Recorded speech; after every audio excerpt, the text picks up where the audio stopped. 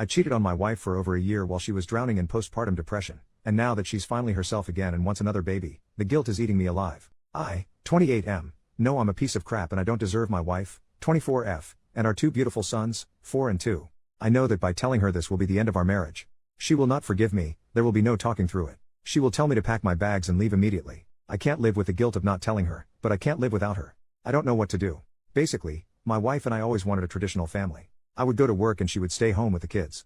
We both always wanted a large family, a house in the suburbs, a dog, the whole thing. We got married when she was 19 and I was 23. She got pregnant right away and our first son was born 9 months to the day after our wedding. He was such an easy, happy baby. We were all so happy. My wife was super passionate about cooking, arts and crafts and home decor. Our home was always spotless, despite having a baby and dog. We had a great marriage and a healthy intimate life. We were both naive enough to think that being parents was always going to be easy.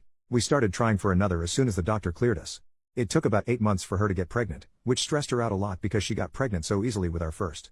This pregnancy was different. She had no energy. She gained a lot of weight and was unrecognizable. With our first son, she only had a small bump and you wouldn't have even known she was pregnant if you saw her from behind or if she was wearing an oversized shirt. With this pregnancy, she blew up like a balloon. Her face and feet were swollen. I sound like a jerk for saying this, but she looked like a monster. We didn't make love for the entire pregnancy. Sometimes she would try to initiate, but I always turned her down because I was repulsed by her. She had a difficult birth and our son was born with some health issues, relatively minor, thankfully, but enough to give us a scare. My wife blamed herself for our son's health issues. In the heat of the moment I told her that if she had been more active during pregnancy then our son probably would have been fine. She just kept sinking further and further into depression. She stopped brushing her hair and it started to mat. I would come home from work at 5 p.m. to find our older son still in his pajamas. The dirty dishes were piled a mile high in the sink. She stopped showering regularly and she refused to go on a jog to lose the baby weight even though I tried to encourage her by saying I'd cook dinner if she did. Our son's physical needs were being met, but emotionally she was checked out. I started fantasizing about being single and not having a wife or kids. I started going to the gym and the bar after work instead of going home to them. I met Cassidy, 19F, at the gym and we really hit it off. She was vocal about never wanting kids and when I would complain about my wife to her, she would pile on too. I was happy at the time because I wanted someone to validate me for being such a jerk, but looking back I'm so freaking disgusted. Pretty soon Cassidy and I were dating and I was having a whole separate life behind my wife's back. After a few months, my wife slowly started to return to her old self. She started taking more pride in her appearance and started cooking from scratch again instead of ordering takeout or frozen food. Our home was clean again and our younger son's health issues were improving. I fell in love with her all over again. I started to realize that Cassidy wasn't as exciting and interesting as I thought she was.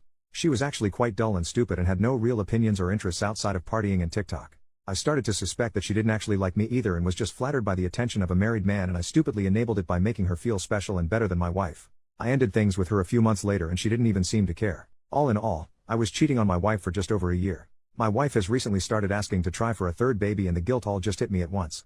I feel paralyzed. I have nightmares that she finds out from someone else. I've stopped eating and sleeping. I'm starting to get aches and pains from the stress. I don't know what to do. I know I'm a jerk. I know I don't deserve her. But I don't know how to tell her without breaking her. She's amazing and she never deserved this. Relevant comments. Commenter, you are an absolutely abhorrent person. Your wife was so depressed her hair was matted. I want you to think about that for a few minutes. Think about how low and terrible she must have felt to get to that point. Instead of being a kind, compassionate, caring partner and helping her get better, you went out and found someone barely legal to sleep with. I hope she leaves your ass and finds someone who will love her because you do not. You love what she gives you. You love what she does for you. You do not love her. Commenter number 2, did you even try to get her help with the PPD?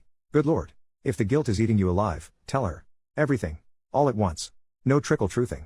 No downplaying or minimizing. Apologize, commit to therapy, offer a post-nup, whatever you think would help her to get through the implosion. Then the ball is in her court, and it's her choice whether to kick you to the curb. Update, 3 days later, I really didn't expect the last post to blow up so much. I'm just going to post an update and then I'll probably delete this account.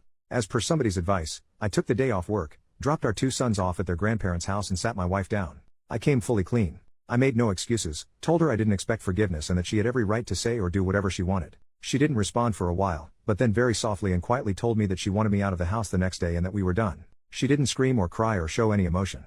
I asked her if she wanted to say anything else and she said no. I told her I was sorry and she said she didn't want to hear it. We sat in silence for what felt like forever while she stared blankly into space.